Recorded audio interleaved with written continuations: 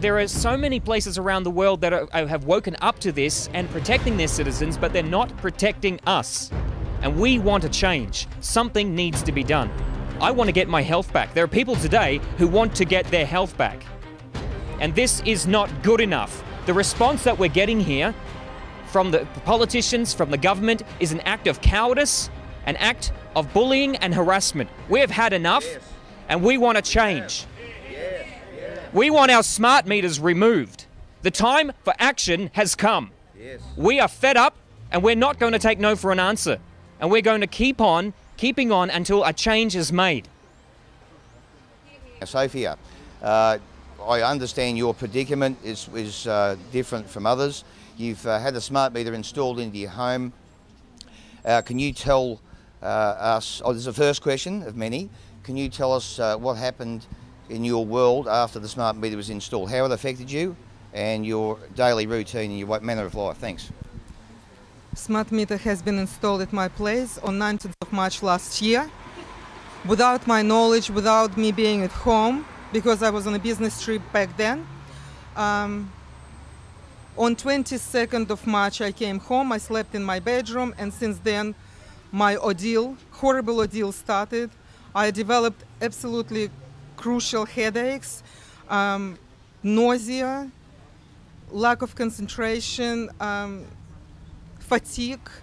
I was unable to practically move during the weekend. I was dragging myself to work because I just was so tired all the time.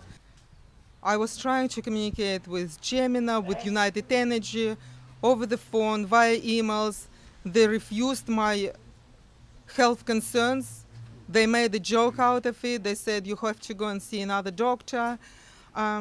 Only when I found out that I'm losing my eyesight, then I started doing investigation about the smart meters, and I found out that these are the symptoms and these are the side effects of the microwave radiation that emits by the smart meter.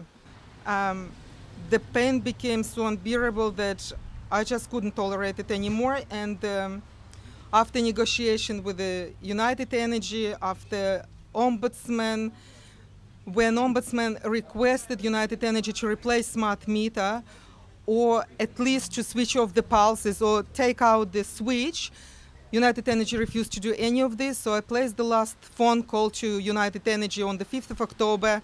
I said, I cannot tolerate this torture anymore. Please remove the smart meter, please replace it. They said no. I said, well, in this case, I will have to do it myself. And this is what I've done. I've arranged the smart meter removal on the 7th of October. As a consequence, I didn't even expect it. The first morning I woke up, this was the first morning in 6.5 months when I didn't have burns in my eyes. Right. Okay.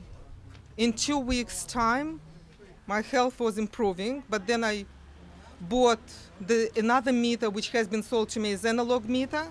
I put it back in the same place, and I went back to square one. So I had to remove it as well in January because I was in excruciating pain. 3rd of March, I have been disconnected from the power, from the pole. Ombudsman sent a letter to United Energy requesting the information or reply within 15 business days. I requested the help from Federal MP. Federal MP spoke to Ombudsman, and they said to her that if she would refuse the smart meter installation in the first place, she wouldn't be in this predicament, which I clearly had signage at my property.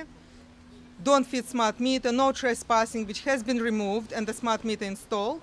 And so after long negotiations, going through hell, United Energy acknowledges my health concerns and offered to install manual red interval meter without the transmitting device.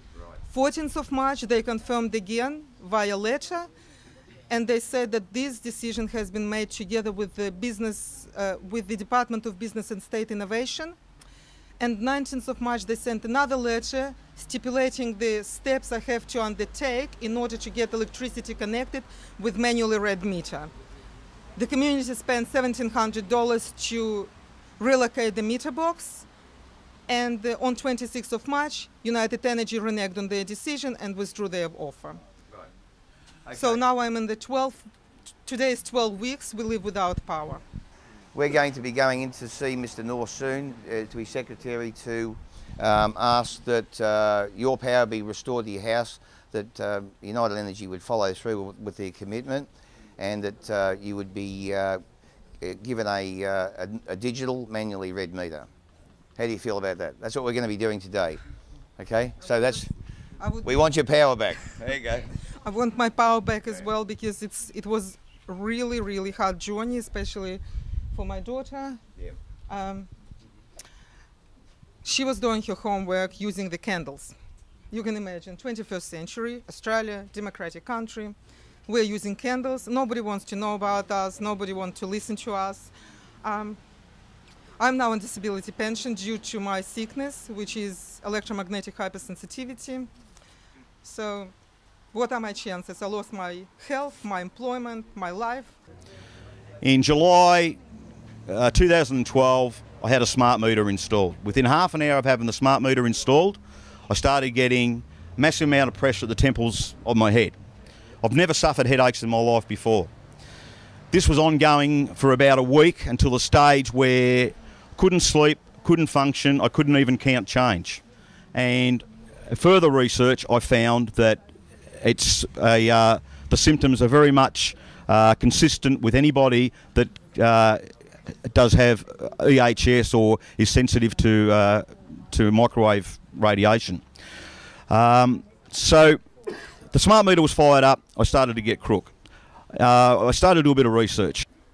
Every morning, waking up in my own bed with headaches. Now, I'm in a two-storey house, so it got to the stage I'd sit there and maybe look and see how many times my smart meter was actually emitting signals to the tower. But due to the fact of where the tower is and where the population of Traralgon is down the east end, I'd suspect that I'd be getting constant communications to and from the tower over an 8 or 10 hour period, how long you want to stay in bed. It's not 8 hours now, I tell you. Consistent waking up with headaches. Now, what I found was that if I spent more than 1 or 2 nights in my own bed, the condition got worse. It wasn't just headaches. I'd wake up, I'd feel like I'd been out in the sun the day before. My mouth would be dry, my skin would be dry. And the catalyst for me to make a decision to move away from my bed was to wake up one morning with ringing in my left ear. Now, I've had that about 3 times, and on the research, tinnitus apparently is another symptom that people do suffer. Right. This has all been brought about by somebody's idea of bringing a smart meter. The studies are definitely not... The jury's still out. I think the jury actually is swinging to the stage that people are very, very aware that these things cause you health issues. I've never had headaches before, so it's a real bugbear for me to... Ringing in the ears too. But anyone else? Yeah, that's right. and a lot of people that are here will be in that position. That's why they're here today, because they know that their health's been affected, but nobody wants to listen. Peter recently had a smart meter installed in his home in Churchill, and Peter, since the smart meter was installed, can you tell me what effects you've had and how it's affected your life?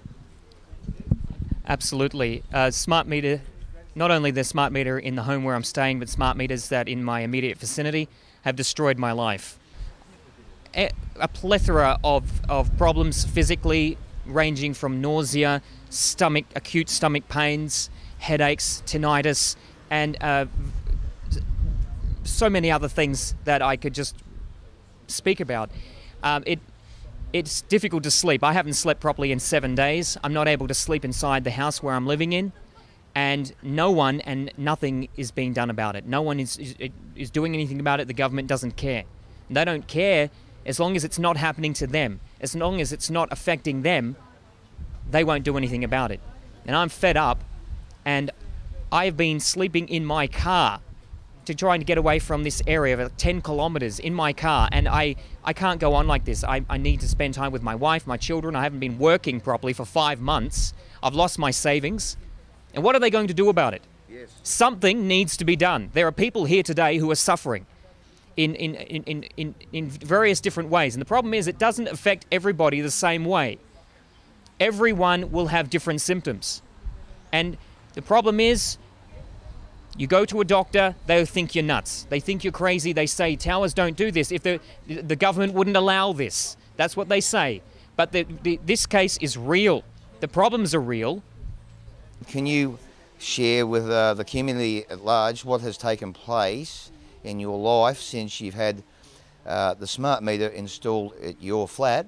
And also, can you share a little bit about the history with the minister here, that you've been dialoguing with him in writing, and you've expressed to me that you're not really saying that you've received an appropriate response from him. So can you share your testimony, please, about the effects from the smart meters? Thank you. Yeah. Since they put the smart meters in my place, I've got 2 of them at my place. I haven't been able to sleep in my bedroom since then. I've tried, I just can't sleep there. All I get is headaches all the time. I'm on blood pressure tablets now, which I never ever had blood pressure in my life. I've had regular medical checkups. I've been good right up till I've had the smart meters put in. I'm now on 80 ml blood pressure tablets, which is quite a high dose. And, you know, it's just constant headaches everywhere I go. And the other problem is you can't sleep too.